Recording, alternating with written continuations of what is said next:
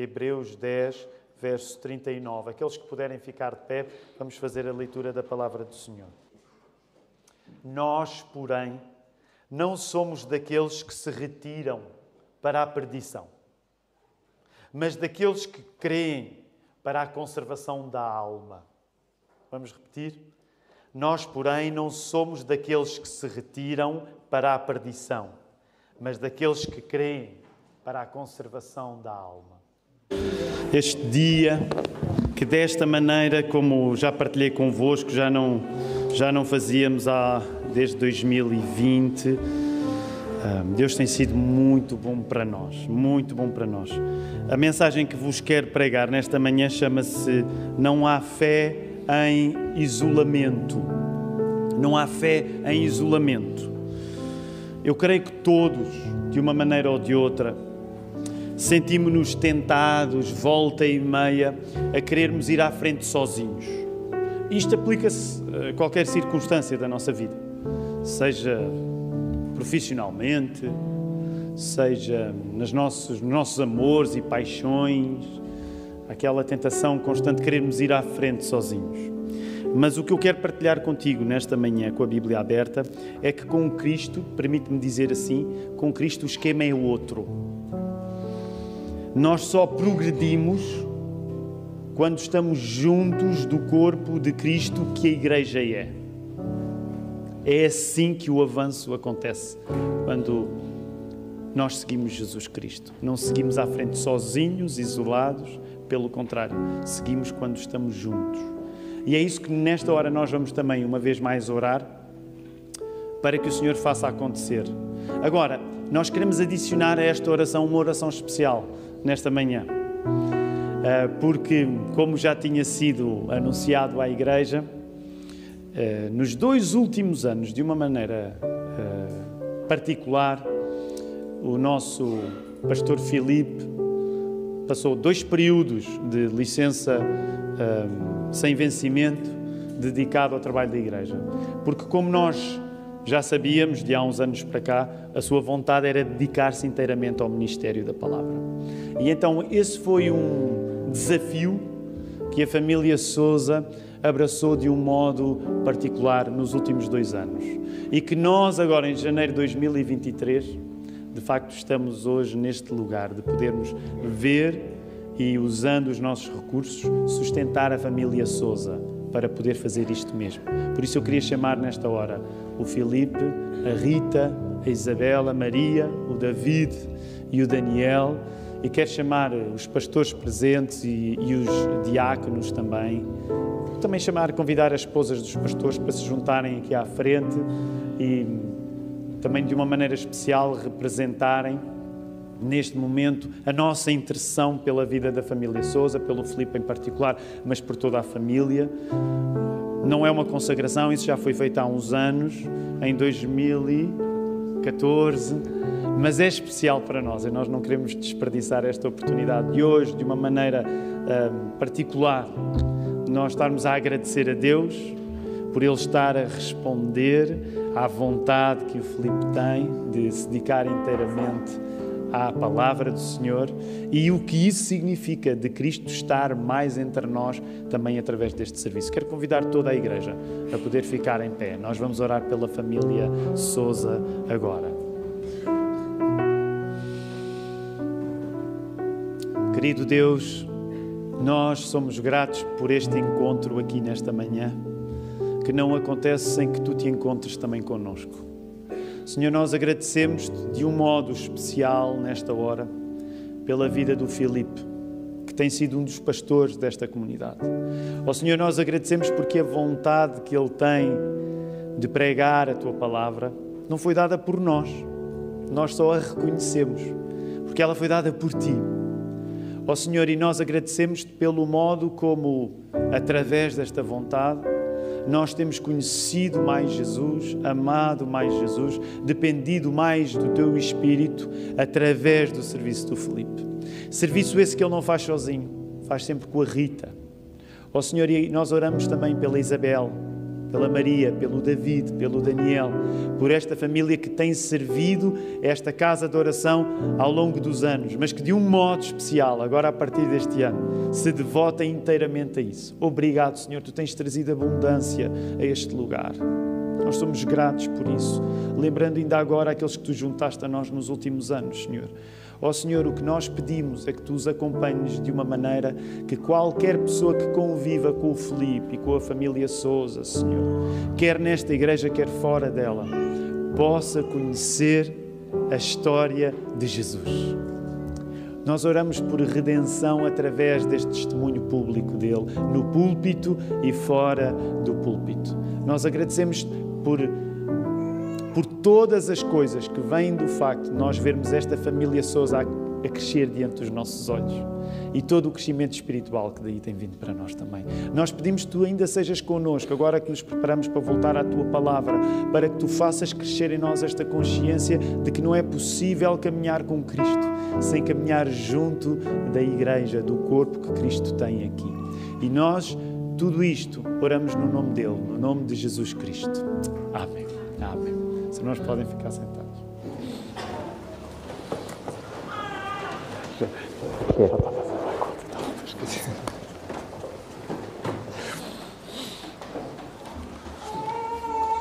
Vamos rapidamente voltar à palavra, queridos irmãos.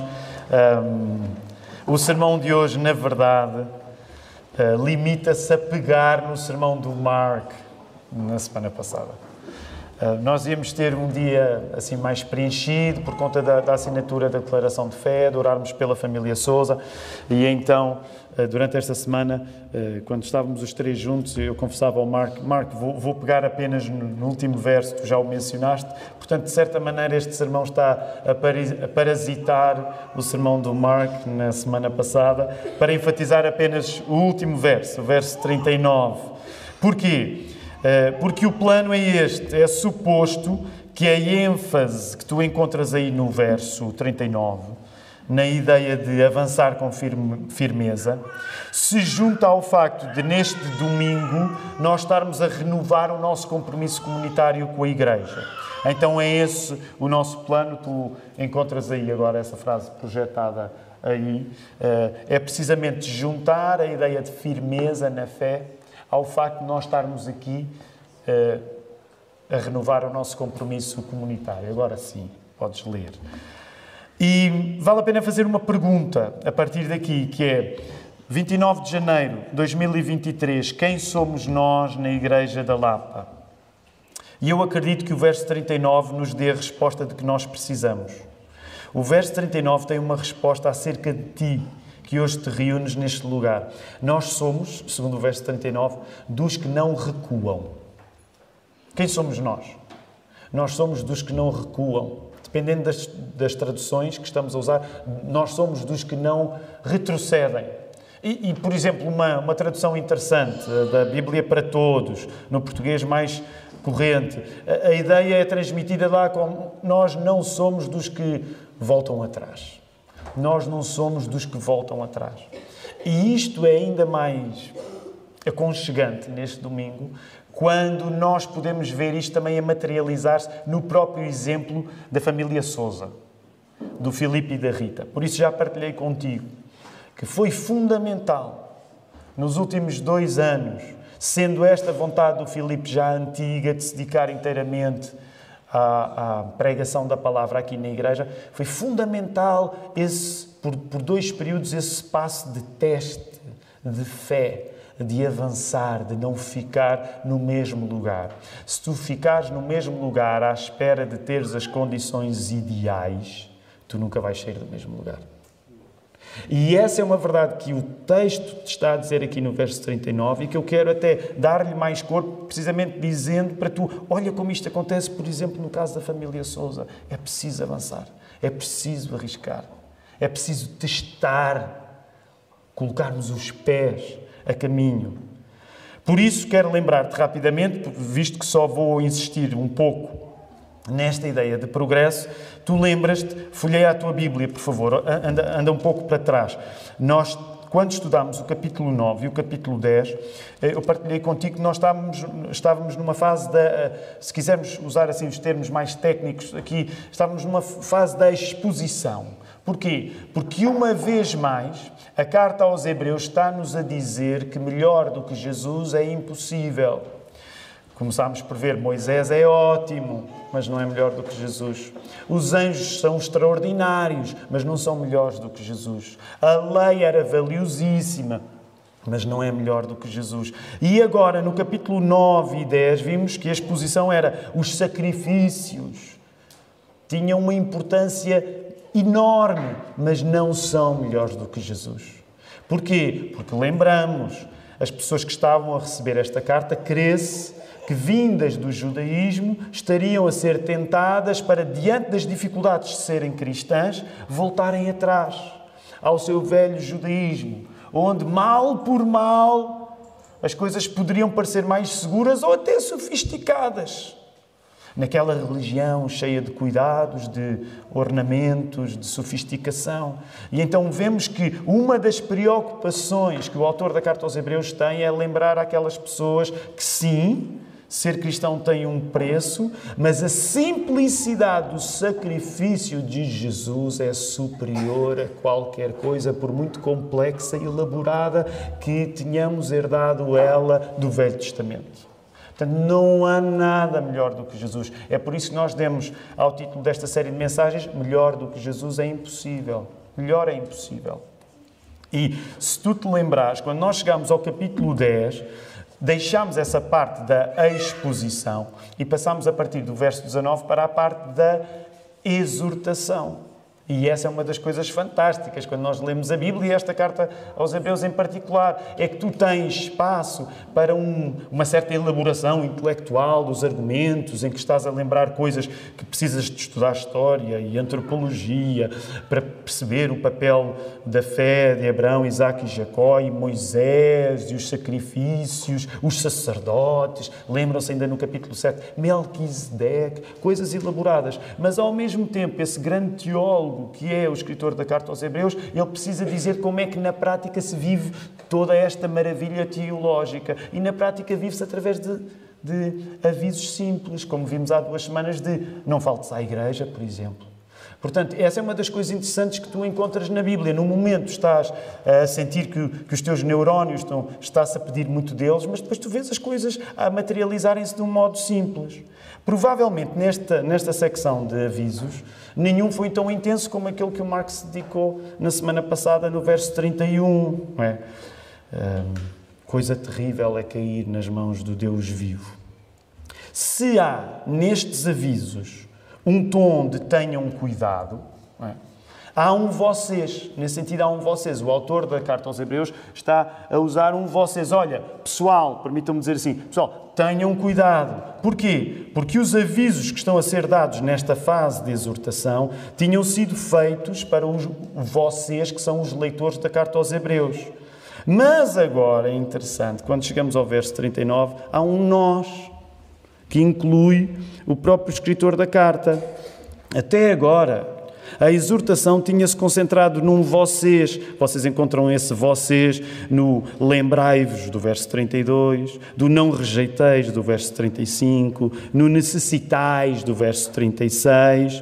O autor da carta aos Hebreus, agora, ele também colocado no próprio texto, o que ele está a dizer, neste caso já não é usar um vocês, é nós, e ele está a dizer uma coisa tão simples como isto. Estamos juntos nisto.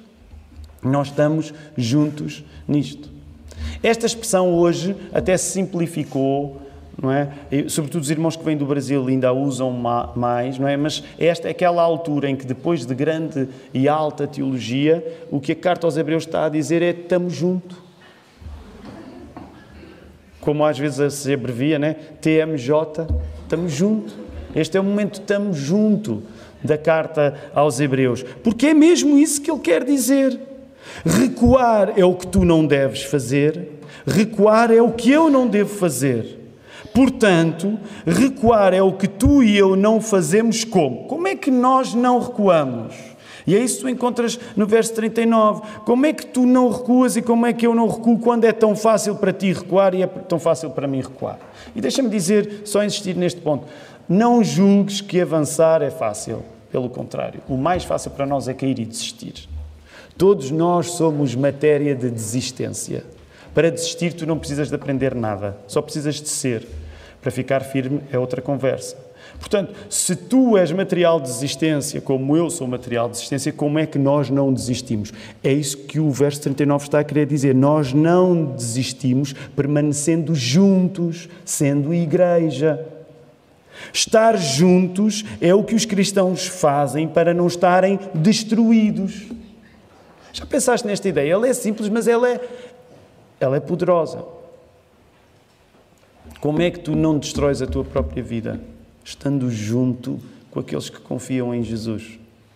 Claro que nós nos sentimos tentados muitas vezes em nos isolar, irmos à frente. Mas o que a Bíblia está a dizer é que se tu não queres destruir-te, se tu não te queres perder, tu tens de estar junto com o corpo de Cristo que a Igreja é. Repara, volta aí ao verso 39, volta a lê-lo, por favor. Há aí uma oposição simples, que eu quero uma vez mais sublinhar. Tu encontras uma oposição entre, basicamente, duas ideias. Crer ou ser da fé para a conservação da alma, depende da tradução que tu uses. Crer ou ser da fé para a conservação da alma. E, do outro lado, recuar, retirar-se, retroceder para a perdição. Se quisermos simplificar esta oposição, tu tens uma oposição entre acreditar, crer, versus recuar. É a ideia fundamental do verso 39. Portanto, acreditar versus recuar. Que, curiosamente, tu já tinhas encontrado no verso 38. Olha aí o verso 38. Mas o meu justo viverá da fé. Se recuar, a minha alma não se agradará dele. Portanto, o que o verso 39 está a fazer é consolidar aquilo que o verso 38 já estava a dizer. Portanto, acreditar é a solução para recuar. Portanto, não deves retroceder ou desistir e para isso tens de acreditar. Nesta medida, o recuo implica inevitavelmente uma morte, um modo de a pessoa vai se encolhendo ao ponto em que deixa de ser. A figura do recuo aqui, quando tu estudas este texto, por exemplo, vem com a figura da timidez. Como já falámos noutras ocasiões, nós hoje ouvimos a palavra timidez e pensamos sobretudo um entendimento psicológico da timidez. A pessoa é tímida. Mas, como sabes, a palavra timidez, quando é usada na Bíblia, não tem a ver com ser introvertido, como nós hoje eventualmente diríamos. Tem a ver com o sentido de facto de recuo, da pessoa que se intimida. A pessoa que se intimida. E é isto que aqui está em causa nesta oposição entre crer e recuar. Só se avança, só se progride quando alguma coisa é guardada. E essa é uma ideia interessante que o texto nos está a dar. Só se progride quando se conserva a fé. Okay? Só se progride quando se conserva a fé. Agora repare. Prova que segurar a fé, que ficar firme na fé, não é uma coisa qualquer. É que isto vai ser já apresentado enquanto conceito naquilo que o texto vai dizer de seguida. Olha aí Hebreus 11. Durante esta semana, quando nós estávamos a planear o plano de mensagens, eu estava com o Mark e com o Filipe e uma das coisas que disse ao Filipe foi: caramba, ficas tu com Hebreus 11. Vocês lembram-se? Quando nós começámos o estudo aqui, fizemos a leitura da carta aos Hebreus inteira. E uma das coisas que tu notas, quando estás a ler a Bíblia de fio a pavio, e neste caso a carta aos Hebreus, é quando tu chegas ao capítulo 11, há uma dinâmica que é até difícil de descrever. E olha para a tua Bíblia, mesmo com a pouca luz que tens, está bem? Olha para a tua Bíblia. No capítulo 11, no verso 1, é provavelmente o texto mais conhecido da carta aos Hebreus. O que é que tu encontras aí? Agora estou a ler na tradução Almeida século XXI. A fé é a garantia do que se espera e a prova do que não se vê. Pois por meio da fé os antigos alcançaram a aprovação. E eu gosto especialmente do verso 3, que é uma lenga-lenga aqui da nossa igreja, a ideia do verso 3. Olha lá o verso 3. Pela fé entendemos que o universo foi criado pela palavra de Deus, de modo que o visível não foi feito do que se vê. Então isto significa o quê? Tu estás no final do capítulo 10 a saber que para se avançar, tu precisas de segurar-te à fé. E logo de seguida, o autor da carta aos Hebreus vai-te dar até uma definição, vamos dizer, até mais filosófica daquilo que a fé é. É a garantia das coisas que não se veem. Mas para que tu não julgues que isso é apenas um conceito teórico, uma ideia bonita, expressa também no verso 3, porque a ideia do mundo ser criado pela palavra é das ideias mais bonitas que tu já ouviste, mas para tu não teres uma ideia teórica disso, até, de certa maneira, uma ideia assim, muito grega só disso, repara o que é que acontece a seguir, para tu saberes que só se progride guardando a fé. A partir do verso 4, o que é que tu tens? E se Deus quiser, será o Filipe que vai pregar este sermão na próxima semana. Mas olha aí o verso 4. Olha aí o verso 4. E agora sou eu que também preciso aqui de luz. Já tenho. Pela fé, Abel. Pela fé, Enoque. Pela fé, Noé. Pela fé, Abraão. Tu vais ter um desfile de gente que pela sua vida prova que segurar a fé não é ficar no mesmo sítio. Segurar a fé é progredir, é avançar. E é por isso que quando tu lês este capítulo 11, no contexto dele, ele é avassalador. Porque começa este desfile de pessoas que, tendo vivido antes de Jesus, avançaram quando creram no Deus que é Pai, Filho e Espírito Santo. Por isso é que tu entras numa espécie de grande trote no capítulo 11 e no 12 e no 13 para saberes que isto que estamos a falar não é apenas uma ideia, não é apenas um conceito. Quando tu seguras a fé, tu não estás apenas a segurar uma ideia bonita, tu estás a avançar. Só se progride quando se segura esta fé. É isso que o texto nos está a querer dizer aqui e que tu vais poder sentir, se Deus quiser, daqui a uma semana, quando o Filipe pregar neste capítulo 11. Prova que segurar a fé não é uma coisa qualquer. É que isto não somente foi apresentado enquanto ideia, mas foi colocado em prática neste desfile de pessoas. Agora, é aqui que eu quero terminar. E nós temos instrumentos acústicos, portanto vai dar para tocar na mesma, mas há algum instrumento acústico que entre as vozes. Aliás, Nando, agora era aquela altura que tu avançavas cheio de fé para o harmónio, porque o harmónio toca lá ao fundo, mas pronto, não vamos arriscar mais. Sabes que ele toca lá ao fundo. Sabem, é por isso que as igrejas sempre louvaram, porque elas sabiam ter instrumentos que não dependiam da eletricidade. Há uma das peças mais bonitas da nossa igreja, quando tu entras, é aquele harmónio ali. E ele toca, de facto. Tem um som maravilhoso. Mas vamos deixar para outro domingo. Mas apenas para dizer que eu vou terminar esta mensagem e nós vamos terminar em louvor, porque conseguimos usar as nossas vozes para isto. Eu quero terminar esta mensagem precisamente neste ponto de tu, do mesmo modo como te alimentas do que a palavra te está a dizer, aplicas isto hoje, no dia 29 de janeiro, aqui na Lapa. O futuro que te serve a ti. O futuro que é ficar com Jesus. E o futuro que acreditamos nós pela fé, que é ficar com Jesus para sempre, implica uma atitude de não voltar atrás. O futuro, que é nós ficarmos com Jesus para sempre, implica uma atitude que é não voltar atrás. Atitude essa que não acontece sem que fiquemos junto do povo de Jesus, que a igreja é. E aqui deixa-me só fazer ainda um ponto último.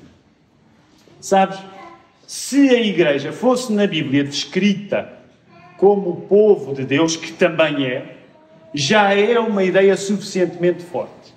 O facto de a Bíblia descrever a igreja como povo de Deus já é uma ideia forte. Mas deixa-me dizer que a Bíblia é mais ambiciosa quando fala da igreja. Porque a igreja é descrita como corpo de Cristo. Nós sabemos que Jesus Cristo está à direita do Pai. Gostamos de volta e meia de recitar o credo apostólico, gostamos de afirmar isso. Mas nós sabemos que se Jesus está inteiramente Deus, inteiramente homem, à direita do Pai, com o corpo que ele teve, com o corpo que ele tem, as Escrituras usam a imagem do corpo de Cristo aqui que a Igreja é. Quando hoje tu assinavas o teu nome ali, tu estavas a celebrar-te, nesse sentido, como membro do corpo de Cristo. Parte do corpo de Cristo. Agora, deixa-me só fazer este apelo derradeiro. E claro que isto com eletricidade é mais simples, mas talvez até tenha mais piada sem ela. Porque eu quero só fazer-te um pedido, nesta manhã. Que é que tu possas, neste momento, eu sei que é embaraçoso, mas também deixa-me dizer, se tu fores à igreja e nada for embaraçoso, qual é a piada que aqui está? Não é? Tu já tens uma vida não embaraçosa, entregue à tua própria vontade, mas olha à tua volta. Eu gostava, olha à tua volta. E vai ser embaraçoso, ainda por cima estamos mas olha à tua volta, olha mesmo à tua volta, ok? Olha para a pessoa ao teu lado, ok? Esse momento, como os miúdos hoje dizem, de cringe. Cringe já aí um bocadinho, ok? Cringe já aí um bocadinho. Ok, podes voltar a olhar para a frente. É fortíssima a ideia. Nós somos evangélicos, gostamos sempre de enfatizar de que o nosso relacionamento com Jesus, nós acreditamos de facto que tu não constróis com Deus a relação certa se confiares apenas no coletivo. Nós somos de facto repetitivos a dizer a minha relação pessoal com Deus. E isso não é errado. Mas deixa-me dizer, a Bíblia descreve a comunidade que nasce de Cristo como o seu corpo, o que significa que quando tu confias em Jesus, tu nesta vida, até te encontrares com Ele, tu nesta vida, o corpo que te assiste de Cristo é a Igreja, na sua grande imperfeição, nos seus grandes pecados. Claro que eu sei que é muito mais fácil nós desenvolvermos uma relação platónica com Jesus, em que a partir do nosso relacionamento com Jesus acabamos por nos relacionar com um fantasma, porque é o Jesus da nossa imaginação. Mas acontece que a Bíblia não te traz um Jesus que tu te deves relacionar a partir da tua imaginação. Traz-te a partir desta experiência tantas vezes dolorosa que é existir enquanto igreja. E por isso eu quero dizer-te que nós vamos avançar juntos. Tu não vais avançar com Deus sozinho, tu vais avançar com Deus junto. Este é o poder de estamos junto, deste Hebreus 10, 39. Nós estamos juntos, porque obviamente Cristo tomou a iniciativa de se juntar a nós, mas tu só vais avançar com Cristo na companhia da sua igreja também. E que isto seja para nós, neste domingo, inesquecível, definitivamente inesquecível, mas que seja para nós precisamente a esperança, a alegria que nós temos de estar mais próximos do nosso Senhor, porque estamos em comunhão com a igreja local. Nós vamos ainda terminar, temos música, os músicos vão dirigir, vamos fazê-lo acusticamente e depois terminamos com oração.